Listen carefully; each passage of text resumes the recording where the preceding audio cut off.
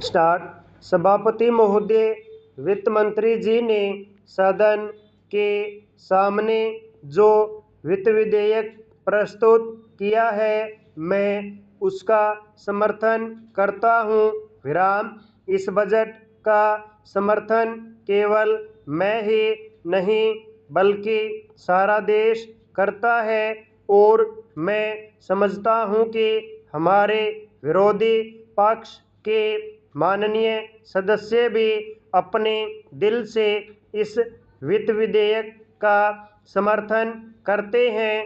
पहली बार इस सदन में इस प्रकार का बजट प्रस्तुत किया गया है। हमारे राष्ट्र के प्रधानमंत्री और देश के नौजवान नेता ने हमें नारा दिया है कि हम आने वाले समय में अगले पंचवर्षीय योजना में उत्पादन और रोजगार को अधिक महत्व दें।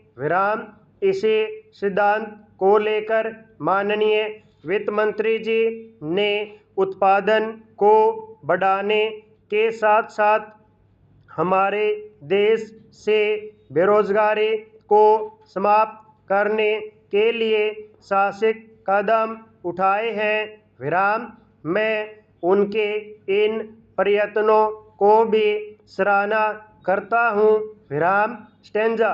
हमारे विपक्ष के बहुत से माननीय सदस्यों ने कहा है कि हमारे दल की सरकार जो केंद्र में है वह समाजवाद के लक्ष्य से पीछे हट गई है। मैं उनको बताना चाहता हूं कि यह उनका भ्रम है।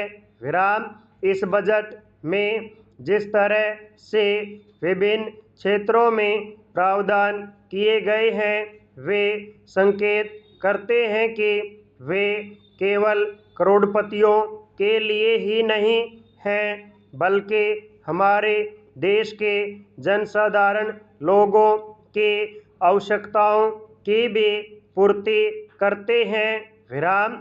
मैं विपक्ष के माननीय सदस्यों को बताना चाहता हूं कि पिछले बजट में जो घाटा था और जिन परिस्थितियों में मंत्री जी ने यह बजट पेश किया था उसको भी समझ लेने की आवश्यकता है। उस घाटे को किस प्रकार से पूरा किया जाए यह भी एक बहुत बड़ा उत्तरदायित्व हमारे वित्त मंत्री जी पर है। इस बजट में जिस तरह से वित्त मंत्री जी ने बड़े साहसपूर्ण ढंग से इस घाटे को कम किया है उसके लिए मैं वित्त मंत्री जी को धन्यवाद देना चाहता हूँ। वित्त मंत्री जी ने इस बात का ऐलान किया है कि जिस तरह से हमारे देश में उत्पादन के क्षेत्र में प्रगति हो रही है उससे लगता है कि आने वाले दिनों में हमारे देश को किसी भी विदेशी बैंक से ऋण लेने की आवश्यकता नहीं पड़ेगी।